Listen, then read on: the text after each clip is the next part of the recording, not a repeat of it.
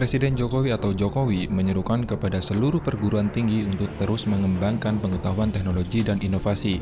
Hal ini disampaikan dalam acara Disnatalis ke-15 tahun Universitas Multimedia Nusantara. Jokowi juga mengatakan pengembangan ilmu pengetahuan, teknologi, dan inovasi adalah kunci menjadi sebuah negara maju.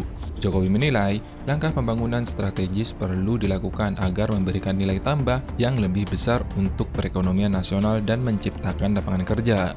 Jokowi juga mengingatkan, dalam dunia yang penuh dengan disrupsi saat ini, sudah banyak pengetahuan, keterampilan, dan pekerjaan yang kini sudah menjadi tidak relevan. Meski demikian, kini banyak pekerjaan baru yang memberikan peluang serta pengetahuan dan keterampilan yang dibutuhkan. Maka dari itu, perguruan tinggi di Indonesia perlu berbenah. Di dunia yang penuh disrupsi sekarang ini banyak pengetahuan, keterampilan, dan pekerjaan yang menjadi tidak relevan lagi, yang menjadi usang. Tetapi juga banyak pekerjaan baru yang memberikan peluang serta pengetahuan dan keterampilan baru yang dibutuhkan. Oleh karena itu, materi dan metode pembelajaran harus selalu diupdate, harus diperbaharui sesuai dengan perkembangan zaman. Pengembangan ilmu pengetahuan, teknologi, dan inovasi yang berwawasan, kewirausahaan, dan berkelanjutan adalah kunci untuk menjadi negara maju. Kita harus secepatnya keluar dari jebakan negara pengekspor bahan mentah. Dan dalam forum G20 beberapa waktu yang lalu, Presiden Jokowi mengaku ogah menaikkan perjanjian kerjasama terkait rantai pasok supply chain. Hal ini lantaran kepala negara tak mau kekayaan Republik Indonesia kembali dirampas oleh asing. Setelah Jokowi menolak menandatangani dokumen kerjasama itu, seluruh negara pun ikut membatalkan perjanjian tersebut.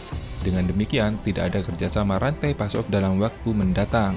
Menurut Jokowi, kerjasama itu sebenarnya cuma mengincar Indonesia sebagai negara yang memiliki kekayaan alam yang melimpah, seperti nikel, bauksit, tembaga, dan timah. Kemarin kita di G20, 16 negara sudah kumpul untuk tanda tangan mengenai global supply chains. Ini apa bagus nih, kita ikut. Begitu baca, waduh ini kita disuruh ekspor bahan mentah lagi ini. Begitu mau masuk ke ruangan, kita nggak ikut. Bahkan Menteri BUMN Bapak Erick Thohir mengungkapkan Indonesia hampir saja dimusuhi dalam keanggotaan G20 karena kejadian itu. Lebih jelasnya, Bapak Erick Thohir menjelaskan, jika Indonesia mau menaikkan perjanjian tersebut, maka Indonesia harus membuka keran ekspor bahan mentah dari nikel. Sementara nikel salah satu bahan baku baterai kendaraan listrik yang industrinya tengah berkembang di Indonesia saat ini. Tapi ternyata keteguhan itu berbuah manis. Salah satu pabrik kendaraan asal Amerika Serikat, yaitu Ford, akhirnya malah mendatangi Indonesia untuk melakukan investasi terkait baterai listrik. Hal ini dilakukan tak lain karena kesabaran Presiden Joko Widodo sudah tak tertahankan. Presiden Jokowi kesal lantaran Indonesia kerap mengekspor bahan mentah sudah lama selama puluhan bahkan ratusan tahun. Dalam rapat pimpinan nasional TNI Polri, Jokowi menyebut bahwa sejak zaman company, Indonesia memang sudah dikenal sebagai negara pengekspor bahan mentah. Yang sejak zaman VOC, 400 tahun yang lalu, kita mengirim bahan-bahan mentah, yang kita kirim bahan mentah, sampai sekarang bahan mentah itu yang harus kita stop. Nggak bisa lagi, kita nggak dapat apa-apa penjualan bahan mentah. Baik itu nikel, baik itu tembaga, baik itu bahan-bahan pertanian, komoditas perkebunan. Nggak, kita nggak dapat apa-apa. Kita harus mendapatkan nilai tambah. Kita harus mendapatkan added value. Nah, cara licik orang-orang Eropa sudah tidak manjur lagi nih pada pemerintah Indonesia yang sekarang. Yang baru-baru ini, Uni Eropa menggunakan cara yang terbuka, Kanselir Jerman Olaf Scholz pada hari Selasa 9 Mei 2023 di depan Parlemen Eropa di Strasbourg, Prancis, dia mengatakan Eropa perlu membangun hubungan yang kuat dan menyepakati perjanjian perdagangan bebas dengan kawasan ekonomi Indonesia. Olaf Scholz, mengingatkan Eropa agar jangan terjebak pada nostalgia masa lalu. Ketika kawasan Eropa merupakan kekuatan dunia, masa itu sudah lama berlalu, kata Kanselir Jerman nih. Tatanan dunia pada abad 21 ini adalah tatanan multipolar dan bukan bi- atau tripolar. Kemitraan gaya Eropa masa kini harus mengatasi dampak-dampak buruk kolonialisme, dan itu harus menjadi ciri penting dari setiap kemitraan Eropa dengan negara-negara Afrika, Asia, dan Amerika Latin. Kemitraan semacam itu harus meninggalkan pandangan Eurosentris beberapa dekade terakhir dan meningkatkan ketahanan pangan, memerangi kemiskinan, dan membantu melindungi iklim serta lingkungan. Sekilas kalau mendengar pernyataan ini, baik sih, tapi kalau jeli bro, atau sedikit paham tentang hukum internasional, ini merupakan jebakan yang baru dan mengerikan bagi negara-negara berkembang seperti negara kita. Perjanjian Perdagangan Bebas atau Free Trade Agreement atau FTA pada dasarnya terdiri dari 3 hal utama, yaitu perdagangan barang, perdagangan jasa, dan investasi.